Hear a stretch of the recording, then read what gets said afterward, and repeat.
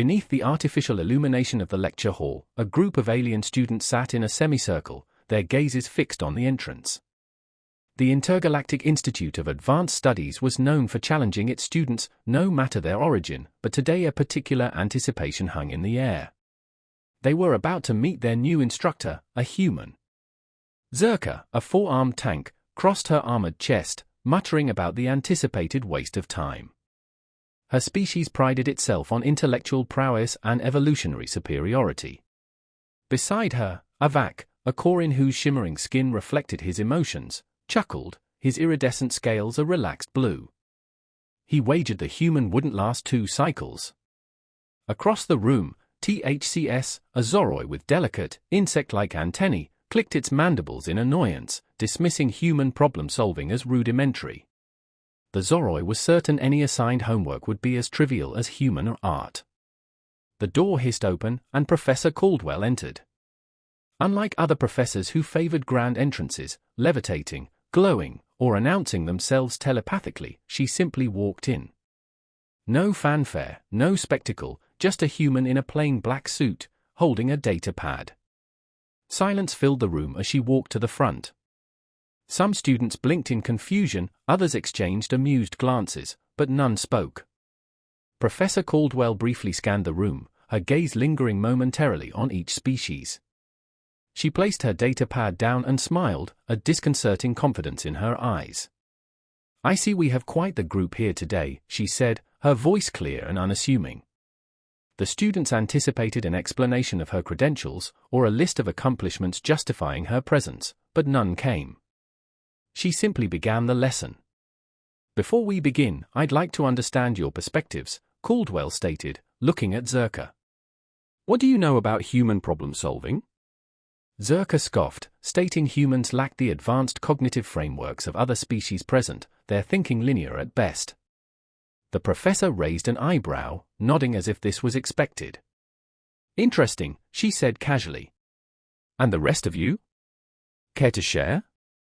Avak, still faintly amused, spoke up, suggesting that humans might have physical endurance, but their intellectual capacity was limited. Soft chuckles rippled through the room. THCS's antennae twitched in agreement. The remaining students remained silent, either uninterested or too amused to contribute. Professor Caldwell nodded curtly, jotting a note on her data pad. "I see. Well then, let's begin today's task. I'm sure you'll find it easy."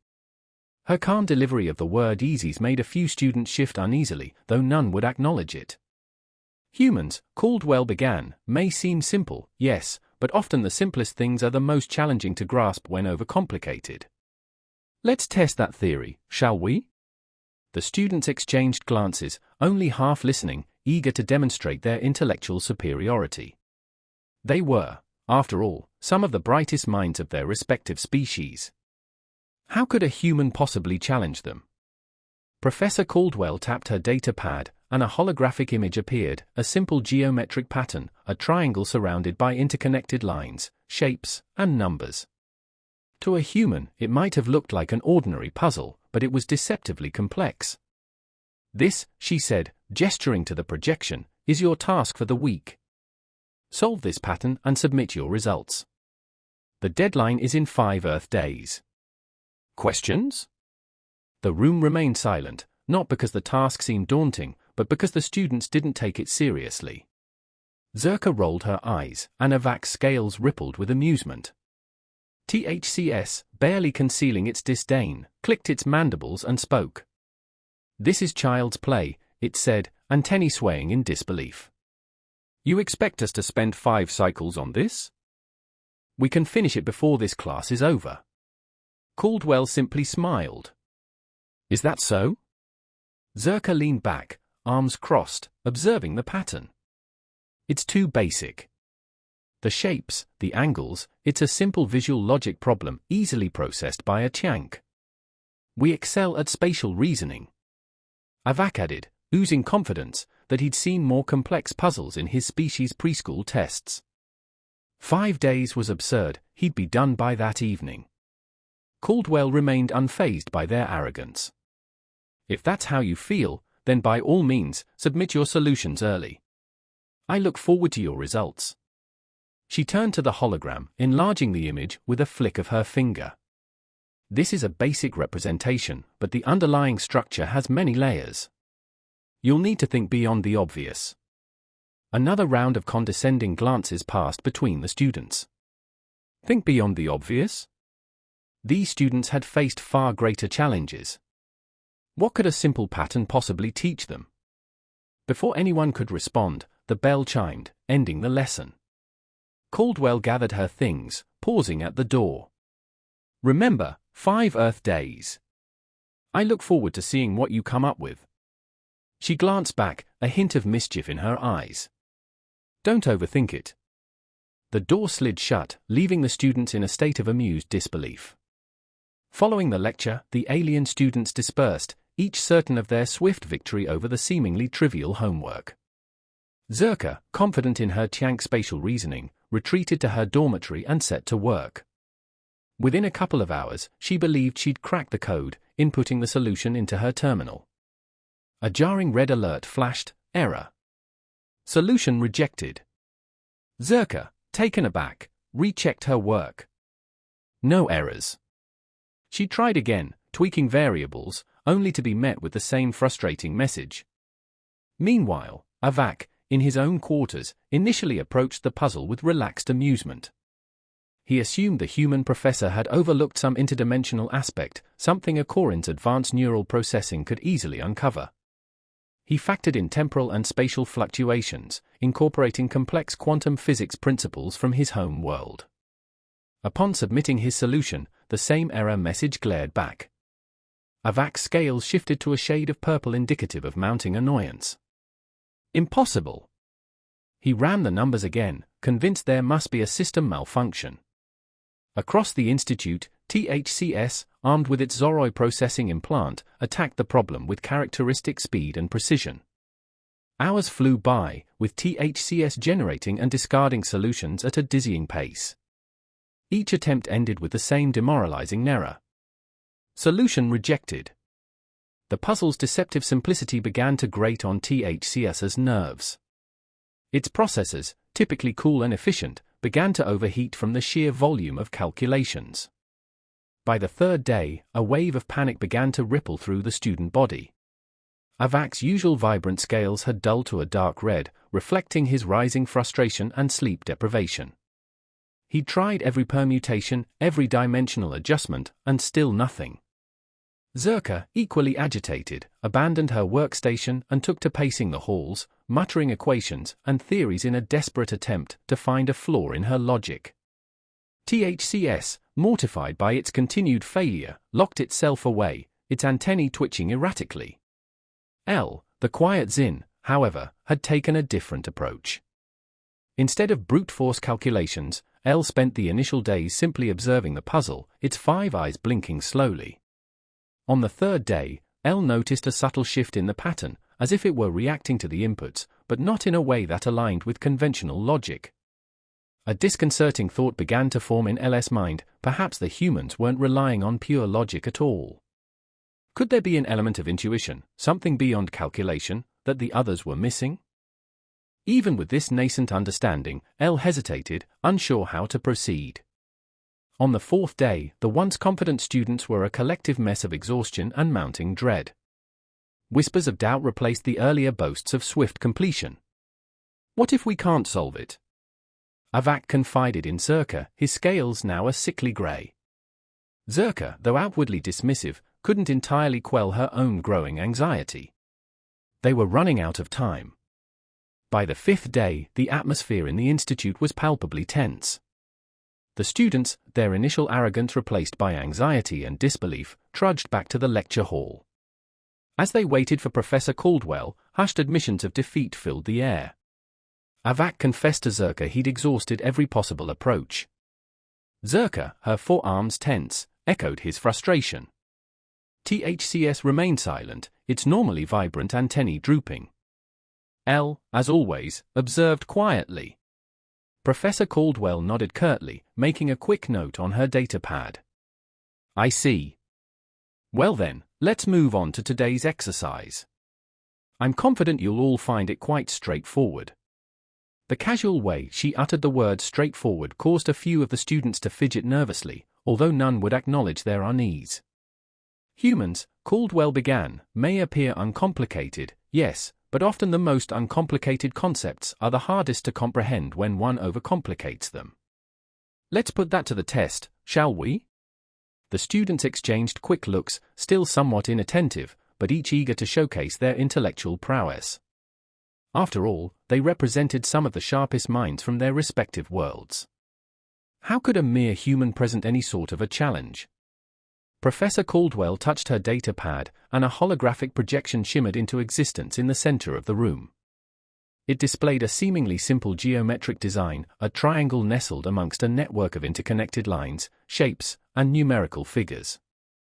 To a human, it might have resembled an ordinary puzzle, but its complexity was subtly disguised. This, she stated, gesturing towards the projection, is your assignment for this week. Decipher this pattern and submit your solutions. You have 5 Earth days. Any questions? A hush fell over the room, not because the task appeared daunting, but because the student simply didn't consider it a serious challenge. Zerka rolled her eyes dismissively, and Avak's scales shimmered with an amused yellow. THCS, barely bothering to conceal its contempt, clicked its mandibles and spoke. This is trivial, it declared, its antennae waving in disbelief. You expect us to dedicate 5 cycles to this? We'll be finished before this lecture concludes. Caldwell merely offered a small smile. Oh, is that so? She replied. Zerka leaned back, her forearms crossed, scrutinizing the projected pattern. It's far too elementary. The shapes, the angles, it's a basic exercise in visual logic, easily solvable by any tank. Spatial reasoning is our forte.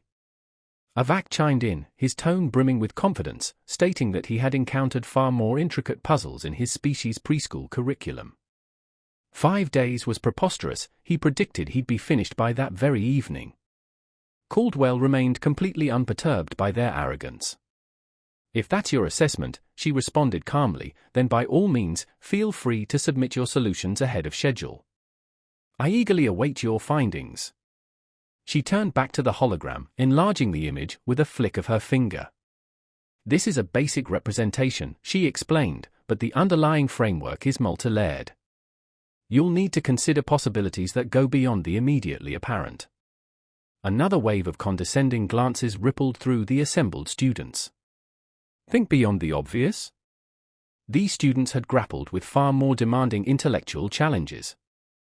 What possible knowledge could they glean from a simple geometric puzzle? By the 3rd day, a wave of anxiousness began to spread among the students. Avak's normally vibrant scales had dimmed to a deep, unsettling crimson, reflecting his mounting frustration and lack of sleep. He'd attempted every possible combination, every dimensional alteration, yet nothing worked. Zerka, equally disturbed, had abandoned her workstation and resorted to pacing the halls, muttering equations and hypotheses in a frantic effort to locate a flaw in her reasoning. THCS, humiliated by its ongoing failure, isolated itself, its antennae twitching erratically. L, the quiet Zin, however, had opted for a different tactic. Instead of brute force computation, L had dedicated the initial days to simply studying the puzzle, its 5 eyes blinking slowly. It was on the 3rd day that L noticed a subtle change in the pattern, almost as though it was reacting to the inputs, but not in any way that aligned with conventional logic. A disquieting thought started to emerge in L's mind, perhaps the humans weren't utilizing pure logic after all. Could there be an element of intuitive reasoning, something immeasurable, that the others had overlooked? Even with this dawning understanding, L hesitated, uncertain how to apply it. On the 4th day, the once assured students were a disheveled collection of weariness and growing apprehension. Quiet discussions of potential failure replaced the prior boasts of rapid completion. What if we are unable to decipher it? Avak confided in Zerka, his scales now a sickly, pale grey. Zerka, while outwardly dismissive, couldn't completely suppress her own escalating anxiety. Time was running out. By the 5th day, a palpable tension permeated the institute. The students, their initial arrogance supplanted by anxiety and disbelief, trudged back to the lecture hall.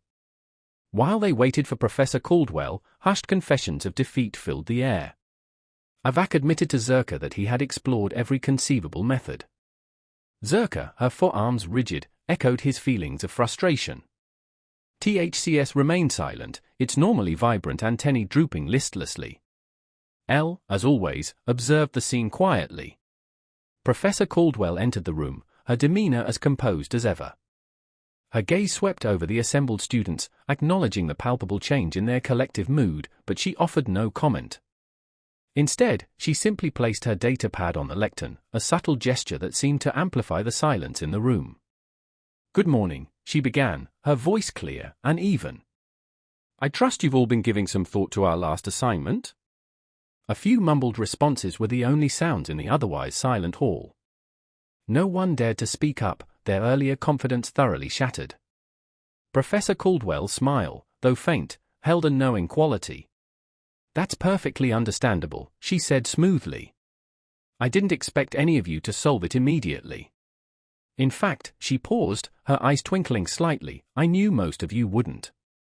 Avak's scales flickered a deep violet, a clear indication of his indignation. "You knew," he challenged, his voice edged with disbelief. "Then why assign it at all?" Professor Caldwell turned to face him directly.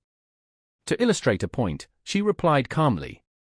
"You are all exceptionally gifted students, there's no doubt about that. However, sometimes intellect alone is insufficient." She paused again, allowing her words to sink in.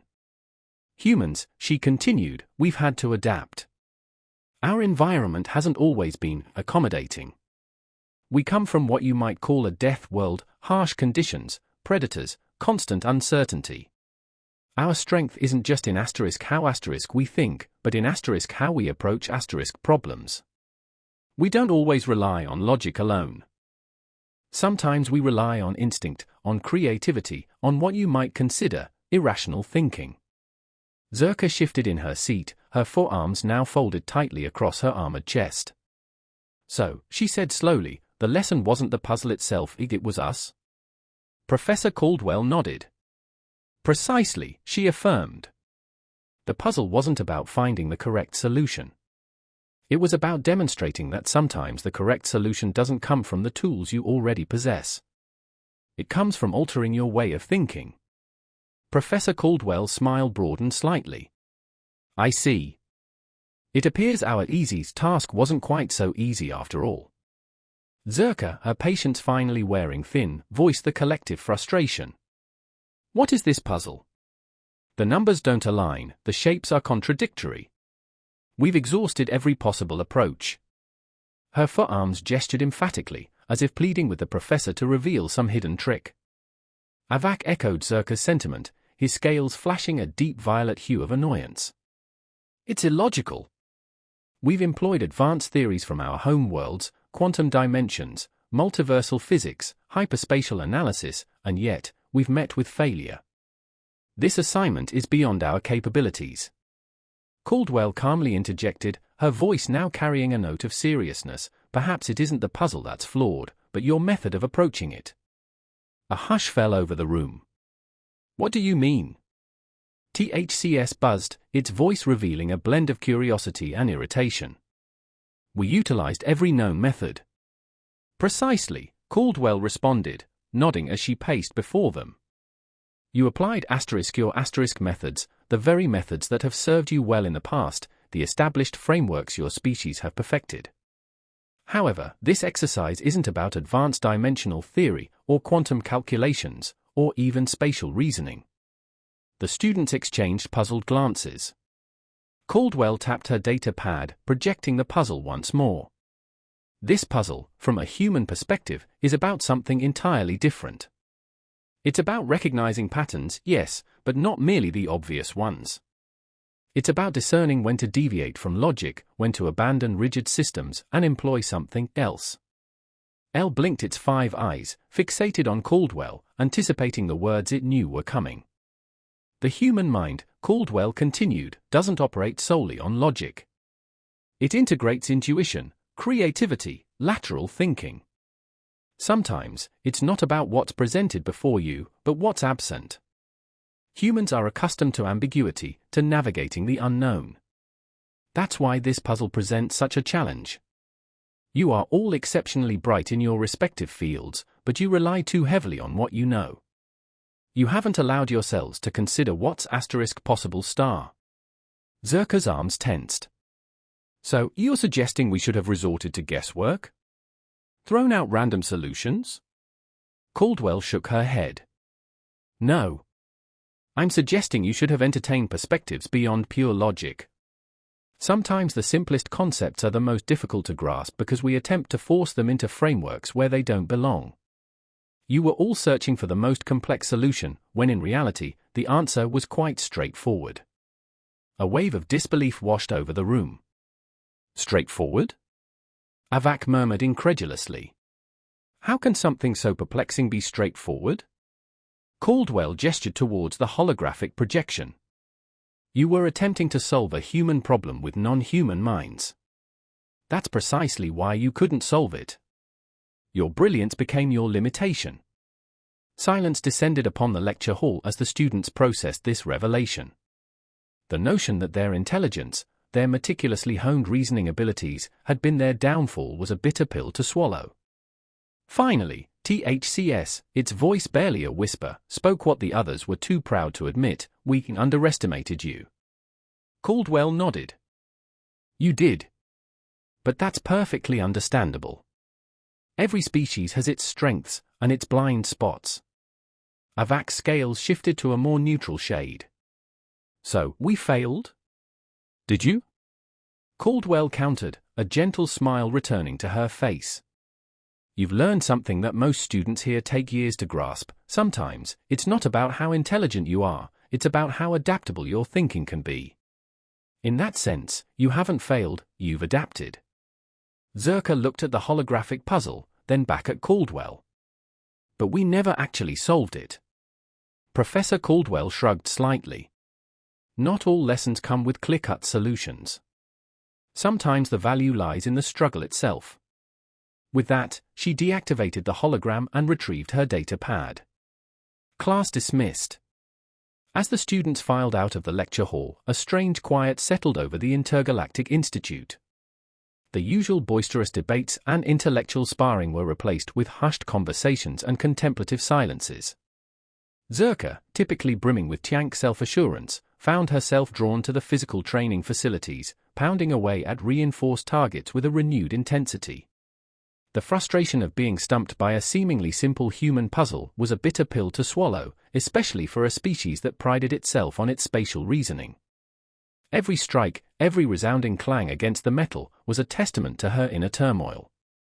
Meanwhile, Avak secluded himself within his quarters, his shimmering scales dulled to an unsettling shade of greyish-purple, a hue that spoke of deep contemplation bordering on obsession. He relentlessly revisited the puzzle, his advanced core-in neural processors churning through countless permutations and dimensional adjustments. Each failed attempt further fueled his simmering frustration, the holographic image of the puzzle now a constant source of irritation. THCS, the normally aloof Zoroi, retreated into the depths of the Institute's library, its delicate antennae drooping with an unfamiliar sense of defeat. The clicking of its mandibles, usually sharp and precise, now held a hesitant quality.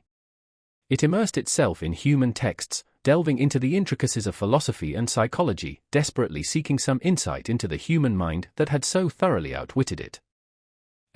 The ever-observant Zin, remained a quiet presence, watching the subtle shifts in the other students' behavior with its 5 unblinking eyes. Unlike the others, L's frustration hadn't morphed into despair. Instead, a sense of profound intrigue had taken root. The puzzle, and the human's unconventional approach to problem-solving, had confirmed L's suspicions. Humans possessed a unique way of thinking, something that transcended the rigid logic and calculations favored by other species. By the time the next class convened, the lecture hall was filled with a palpable tension. The students, their earlier arrogance replaced with a mixture of apprehension and grudging respect, awaited Professor Caldwell's arrival. When the door hissed open, she entered with her usual composure, her gaze sweeping over the room, acknowledging the change in atmosphere without comment. "Good to see you all back," she greeted them, her voice calm and steady. I trust you've all been pondering our last assignment? A smattering of mumbled responses rippled through the room, a stark contrast to the previous week's boisterous pronouncements. Caldwell offered a knowing smile. That's quite all right, she reassured them. I didn't anticipate immediate solutions. In truth, I expected most of you wouldn't crack it. Avak's scales flickered with a brief flash of violet indignation. You anticipated our failure, he challenged, his tone edged with disbelief. Then why assign such a task? Professor Caldwell turned to face him directly. To illustrate a crucial point, she explained. You are all exceptionally bright individuals, no doubt.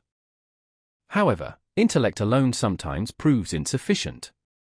She paused, allowing her words to resonate. Humans, she continued, have adapted to survive in a challenging environment. Our world, what you might call a death world, has forced us to develop a different approach to problem solving. We don't solely rely on logic. We integrate intuition, creativity, what you might consider unconventional thinking. Zerka shifted in her seat, her forearms now folded tightly across her armored chest. So, she began slowly, the true lesson wasn't the puzzle itself, but our reaction to it. Caldwell nodded. Precisely. The puzzle wasn't designed to be solved through conventional methods. It was meant to demonstrate that the correct approach sometimes requires a shift in perspective, a willingness to abandon established frameworks and embrace new possibilities. THCS, after days of silence, clicked its mandibles thoughtfully. But logic and reasoning are universal principles. They apply to all intelligent life. True, Caldwell conceded, but not all situations demand pure logic. Humans have evolved to navigate ambiguity. We thrive in environments with no clear path, where uncertainty is the norm. The lecture hall fell silent once more, the students grappling with this new perspective. The idea that their intelligence, their meticulously honed reasoning abilities, had been the very obstacle was a humbling realization. Avak's scales shifted to a more neutral shade. So, he murmured, his voice subdued, we failed? Did you? Caldwell countered, a gentle smile gracing her lips. You've learned a lesson that many students here take years to grasp. True intelligence isn't simply about knowledge or calculations. It's about adaptability, flexibility, and the willingness to acknowledge that you don't always possess all the answers. A profound silence settled over the room as the weight of this realization sunk in. The students, humbled and intrigued, finally understood the true meaning of the Deathworld as an easy homework.